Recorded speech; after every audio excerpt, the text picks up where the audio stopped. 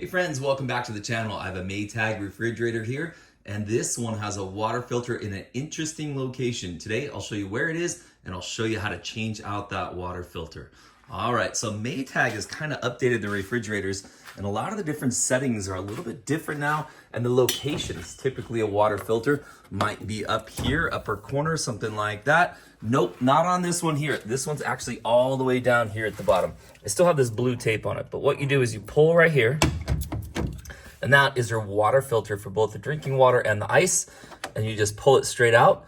By the way, you do not have to turn off the water to this system. A tiny bit might drip out like it just did there, so be ready with a towel, but you don't have to worry about turning off the water.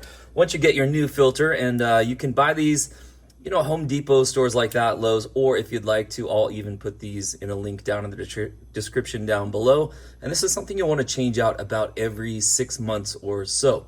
To put them back in, easy peasy. See the arrow down there, the purple arrow? Just make sure that arrow also matches the red arrow here as far as direction goes. And if you just kind of gently put it in there, and it'll find exactly where it needs to sit. Once it gets to here, you can stop pushing, and when you push the door, it will push in the actual cartridge. If you just try to push on the actual filter, the door is sort of part of that whole system. So you can push it in, and then just make sure you push it, whoops, all the way in, and it locks like that. Now you've got your new water filter in. Now you need to reset this program right up here.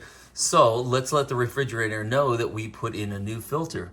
So if you push filter reset, hold for 3 seconds. You're gonna hold light and ice type right here. You're gonna hold those down for 3 seconds. And it's blinking filter, and it's telling you, okay, we put a new filter in. So it reset that calibration.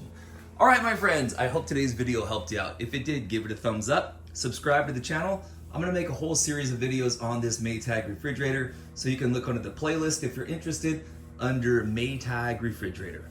We'll see you next time.